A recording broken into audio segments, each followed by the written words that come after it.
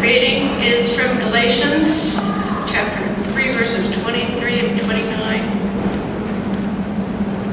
Now before faith came, we were imprisoned and guarded under the law until faith would be revealed. Therefore the law was our disciplinarian until Christ came, so that we might be justified by faith. But now that faith has come, we are no longer subject to a disciplinarian, for in Christ Jesus, you are the children of God through faith.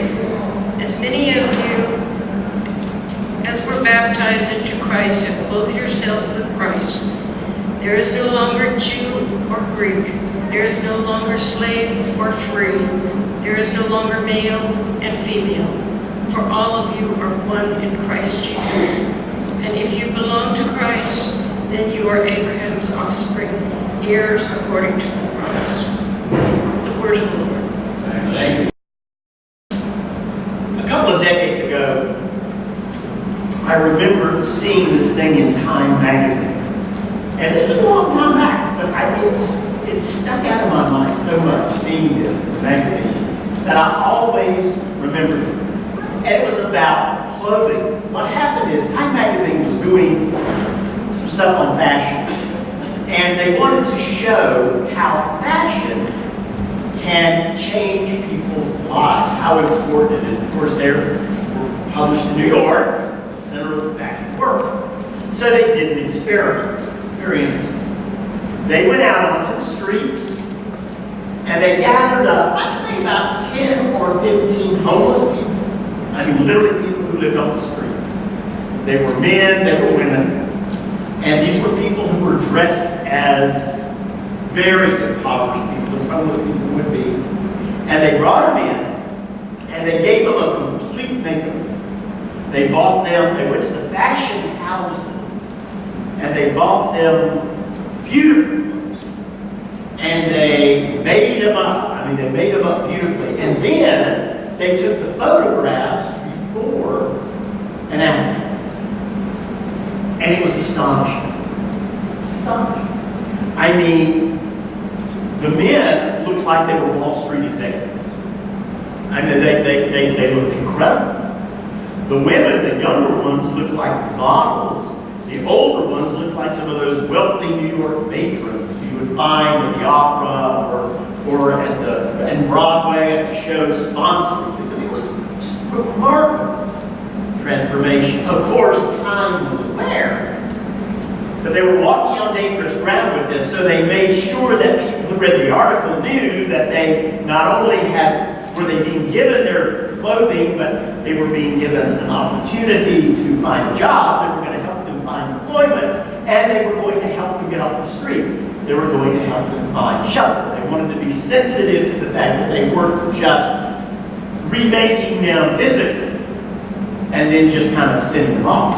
Well, I read a follow-up to this later from another reporter in a New York newspaper who followed up and found out on the follow-up that every one of those folks were back on the street again. They're back on the street. So the reporter wanted to find out why. Found out that they had sold the clothing, most of them, that the jobs were temporary, that they'd either quit or they had been let loose, or it was kind of a time during the recession when it was really hard to hang on to a job. Some just quit. And any temporary shelter they had left. And so a lot of them weren't willing to speak to the reporter, but a few were. And he asked them, why? Why did you go back to the street? And they answered, well, Time gave us these beautiful clothes. And they gave us like a temporary job, and they gave us temporary shelter, but they did not give us what we needed to change our lives. They did not give us the thing that we needed the most. They gave us nice clothes. They gave us a new appearance, but that did not change our lives. That's not what we needed. I think one of them sued Time magazine for doing that. I think that person actually, I think time settled with that person, as I recall.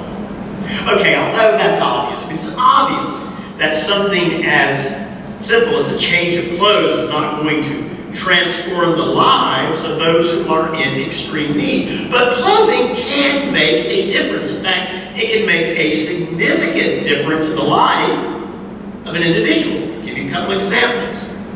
Have you ever not dressed up for a job interview? Have you ever not done that? I mean, even the most in-demand jobs, human resources directors will tell you that the first thing you need to do if you're going for an interview is decide what you are going to wear. That first impression of how you are going to look. And that if you do not care what you're wearing, that's going to communicate something to the interview. Doesn't matter what your skill or experience is. And any decent defense lawyer will tell you that if you are going to go to court, you need to wear what is appropriate attire for the courtroom.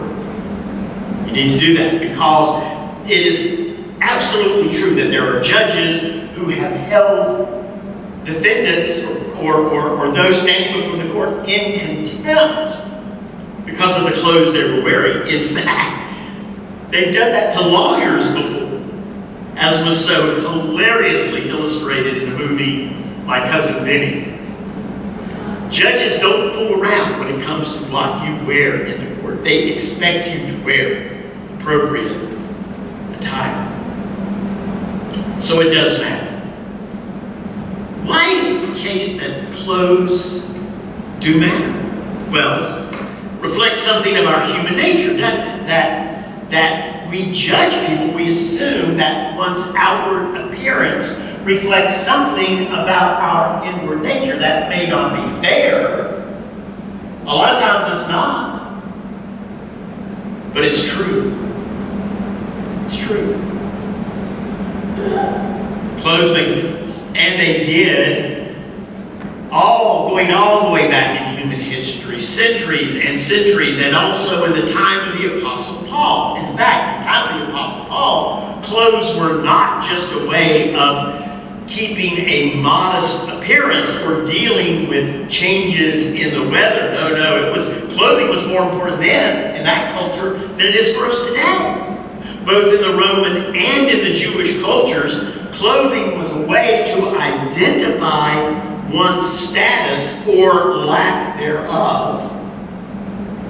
In the highly stratified cultures of antiquity, we'll recall that Jesus criticized the religious leaders of Israel for their use of elaborate dress to signify their holiness.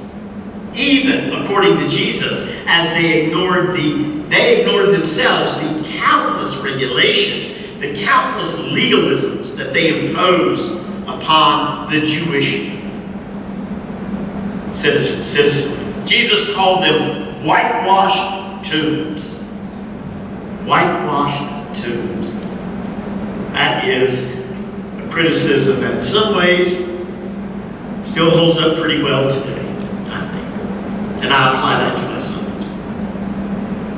In Roman culture, a style of dress was specified for every level and position in Roman society, from the emperor to the slave. Just as soldiers dressed to reflect their rank and responsibility, so too did everyone else in public life. Bright colors such as red and purple signified wealth, while a seamless woven white robe of the finest linen, worn always under the outer clothing, was considered a lifetime garment. Most families, most people had only one, and they kept it for a lifetime. In fact, that was true both for Rome and for Israel. You will recall that it was this robe for which the soldiers gambled when they crucified Jesus, what the gospel writers call the seamless tunic.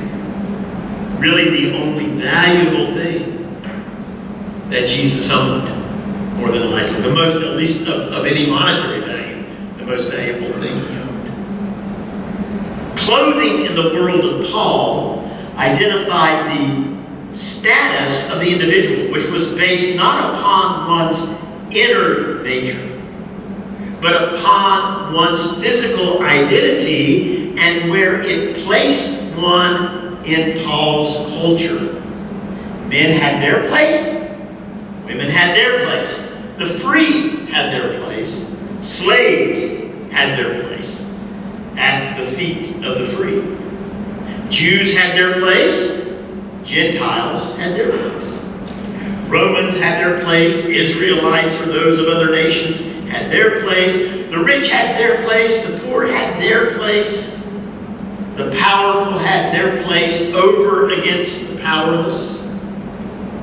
And even in families, each child, no matter their age, no matter what age they were, had their specific place in the familial hierarchy. The cultures in antiquity were carefully ordered and carefully controlled by politics and religion and health and wealth. And that's the way the world was until Christianity came and changed it all. It was dramatic and it was traumatic. For the culture, for the Jewish culture, for the Roman culture, they did not know how to deal with this.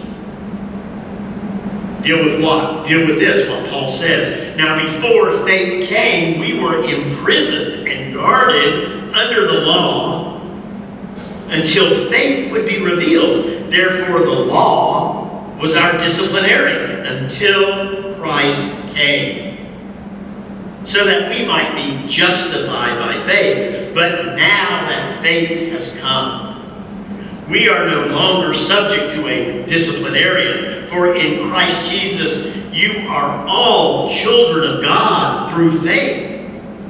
As many of you as were baptized into Christ have clothed yourselves, I love he uses this metaphor, have clothed yourselves with Christ. There is no longer Jew or Greek. There is no longer slave or free. There is no longer male and female, for all of you are one in Christ Jesus. And if you belong to Christ, then you are Abraham's offspring, heirs according to the promise. Now, can you imagine, just imagine, the impact that Paul's words, that idea, that concept had upon his world? Can you imagine the resistance that would arise in that world in response to that concept, to that idea from Christianity? I mean, there is no longer slave or free. There's no longer Jew or Greek. There is no longer male and female. Paul uses those examples intentionally. Because do you know what the righteous Jewish male in Paul's world would pray to God every day in the synagogue or the temple? This was part of their daily prayer. Dear God, thank you for not making me a Gentile or a slave or a woman. That was the prayer. That's why Paul intentionally uses Jew or Greek, slave or free, male or female. You know, in regards to measuring time, at least a part of human culture, as we know, has used the birth of Christ or the beginning of the Christian era to create a measurable division in counting time. BC, as opposed to AD, or in a more contemporary language, BCE, before the Christian era, as opposed to the Christian era. However, in Galatians, Paul expresses a new division, a division not of time, but of salvation, not one of history, but of existence. Now, before faith came, we were imprisoned and guarded under the law, but now that faith has come, we are no longer subject to a disciplinarian, or another way to translate that is custodian. For in Christ Jesus, you are all children of God through faith. Paul's world was defined by that to which people belonged. The house to which they belong, the religion to which they belong, the family to which they belong, the city or village to which they belong, the work to which they belong, and the laws to which they adhere. And the most desperate people in Paul's time, in the whole world, known, were those who did not belong to anyone or anything, outcasts, who had been separated from their family, from their community, from their religion, from their household, like the lepers. And they did not live for very long in Paul's time. Most of them died very quickly of disease and hunger and violence and neglect or hopelessness. Just like today, the streets were very dangerous back in Paul's day. And if you were on the street, you were not expected to live very long.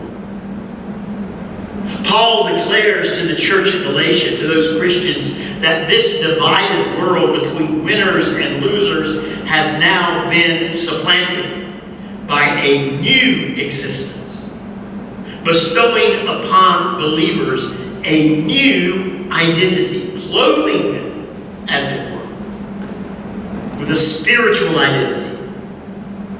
With the death and resurrection of the Messiah, the Galatians, according to Paul, now belong to one parent, God, and to one family, the family of those who are saved by faith in Christ, the church. They belong to one community, the community of believers, and they have one law, the law of love,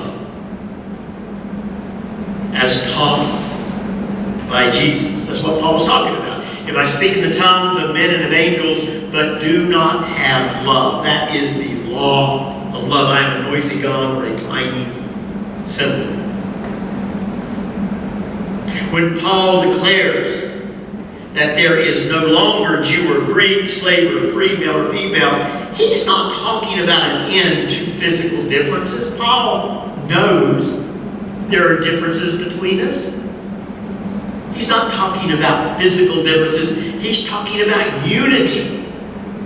A unity that transcends the physical.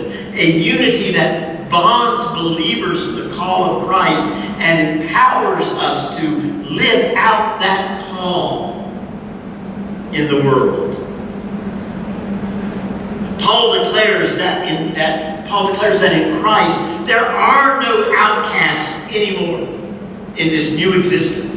There are no distinctions that can be worn or marked. There are instead those who are clothed in love and those who need to be clothed in love, who do not have what those who have this love can offer. In reflecting upon the coming of Christ to this world, Dietrich Bonhoeffer wrote these words. It was an Advent meditation, and this is what he wrote. Jesus stands at the door knocking. In total reality, he comes in the form of the beggar, the dissolute human child in ragged clothes, asking for help. We know about that right now, don't we? Sadly, at our world.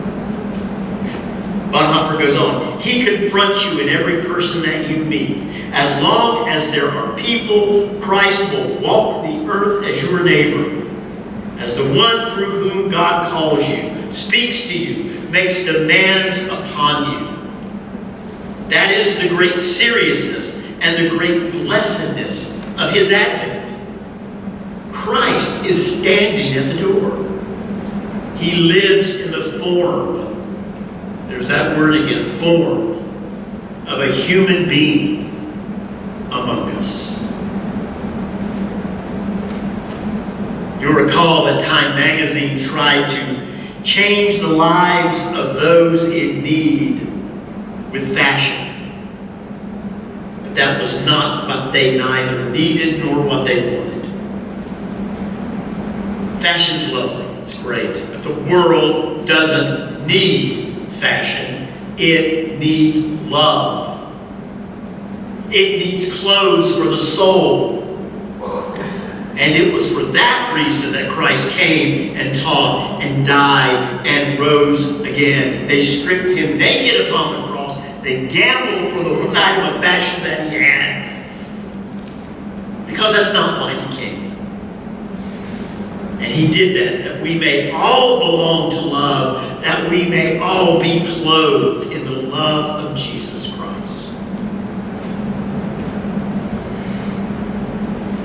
Can those around us see the love that we are supposed to wear? Can our family see it? Can our neighbors see it?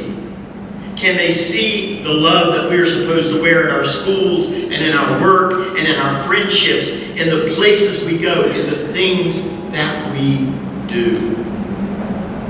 Can the broken, the needy, the stranger, the outcast, can they see the love that we're supposed to wear? And are we willing, if we wear it, to clothe them in it? Are we willing to allow God to fashion our hearts as God needs it and not as we desire? What are we wearing today? Not on the outside. You all look great. But on the inside. Because we know, don't we, that there are hungry and naked and lonely souls near us, beside us, around us, right now, this moment, craving nothing more than the warmth of God's love. And the question for all of us, which Paul leaves us with, is, will they be wearing that love tomorrow? Because we gave them the coat off our back. Whatever we're wearing, the love of Christ. May we do so as God's people, as God's children. May we wear the spiritual uniform of our love